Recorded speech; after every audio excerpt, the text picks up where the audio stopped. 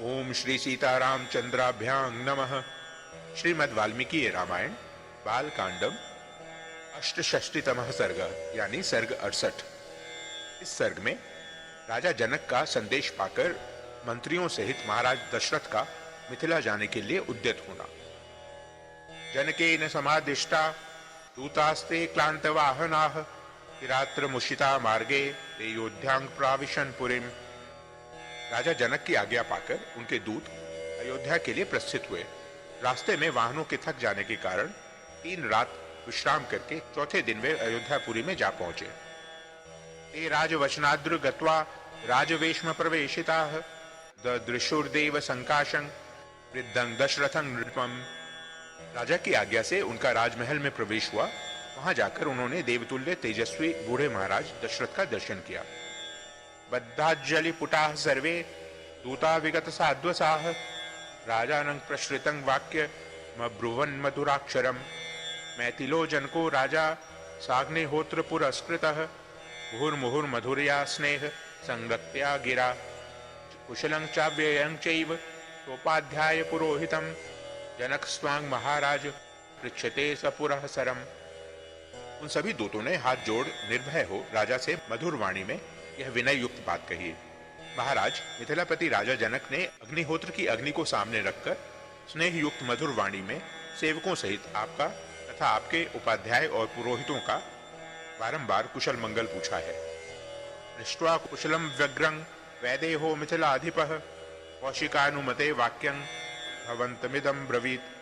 इस प्रकार व्यग्रता रहित कुशल पूछकर मिथिलापति विदेह राज ने महर्षि विश्वामित्र की आज्ञा से आपको यह संदेश दिया है।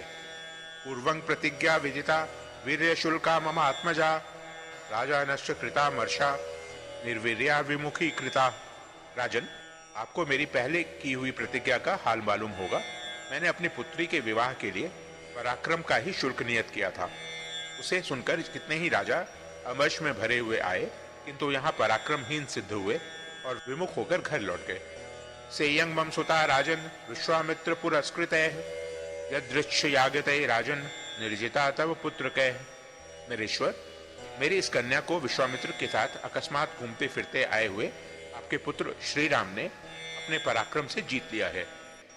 तच्च रत्नं धनुर्दिव्यं मध्ये भग्नं महात्मना रामेण ही महाबाहो महत्याग जन संसदि। महाबाहो, महात्मा श्री राम ने महान जन समुदाय के मध्य मेरे यहाँ रखे हुए रत्न स्वरूप दिव्य धनुष को बीच से ही तोड़ डाला है। अस्मे देया मया सीता वीर्य शुल्का महात्मने प्रतिज्ञां तर्तुम इच्छामि तदनुज्ञातुम अर्हसि। अतः मैं इन महात्मा श्री रामचंद्र जी को अपनी वीर्य शुल्का कन्या सीता प्रदान करूंगा। ऐसा करके मैं अपनी प्रतिज्ञा से पार होना चाहता हूँ। आप इसके लिए मुझे आज्ञा देने की कृपा करें। सोपाध्यायो महाराज पुरोहित पुरस्कृतः शीघ्रमागच्छ भद्रं ते द्रष्टुमर्हसि राघवो। महाराज, आप अपने गुरु एवं पुरोहित के साथ यहाँ शीघ्र पधारें और अपने दोनों पुत्र रघुकुल भूषण श्री राम और लक्ष्मण को देखें। आपका भला हो। प्रतिज्ञां मम राजेंद्र निर्वर्तयितुमर्हसि पुत्रयोरुभयोरेव प्रीतिं त्वमुपलप्स्यसे। राजेंद्र, यहाँ पधार कर आप मेरी प्रतिज्ञा पूर्ण करें। यहाँ आने से आपको आपके दोनों पुत्रों के विवाह जनित आनंद की प्राप्ति होगी।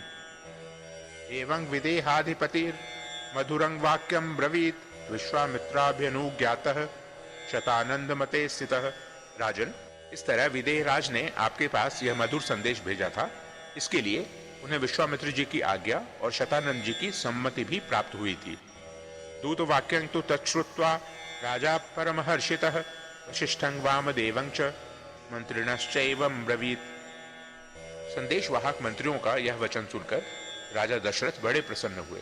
उन्होंने महर्षि वशिष्ठ, वामदेव तथा अन्य मंत्रियों से कहा, गुप्तः कुशिक पुत्रेण कौसल्यानंदवर्धनः लक्ष्मणेन सह भ्राता विदेहेषु वसत्यसौ।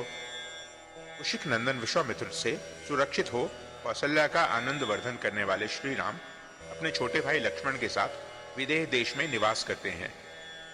दृष्टवीर्यस्तु काकुस्थो जनकेन महात्मना संप्रदानं सुतायास्तु राघवे कर्तुम इच्छति। वहां महात्मा राजा जनक ने कुकुत्स कुलभूषण श्री राम के पराक्रम को प्रत्यक्ष देखा है, इसलिए वे अपनी पुत्री सीता का विवाह रघुकुल रत्न राम के साथ करना चाहते हैं। यदि वो रोचते वृत्तं जनकस्य महात्मनः पुरी गच्छामहे शीघ्रं मां भूतकालस्य पर्ययः। यदि आप लोगों की रुचि एवं सम्मति हो तो हम लोग शीघ्र ही महात्मा जनक की मिथिलापुरी को चले, इसमें विलंब ना हो।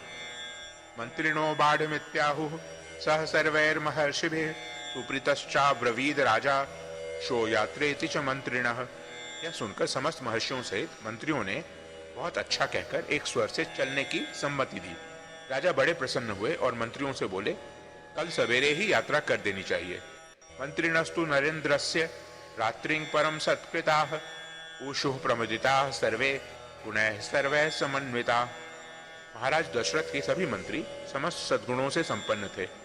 राजा ने उनका बड़ा सत्कार किया, अतः बारात चलने की बात सुनकर उन्होंने बड़े आनंद से वह रात्रि व्यतीत की। इत्याशे श्रीमद् रामायणे वाल्मीकिये आदि काव्ये बालकांडे अष्टषष्टितमः सर्गः। इस प्रकार श्री वाल्मीकि निर्मित आश रामायण आदि काव्य के बालकांड में 68वां सर्ग पूरा हुआ।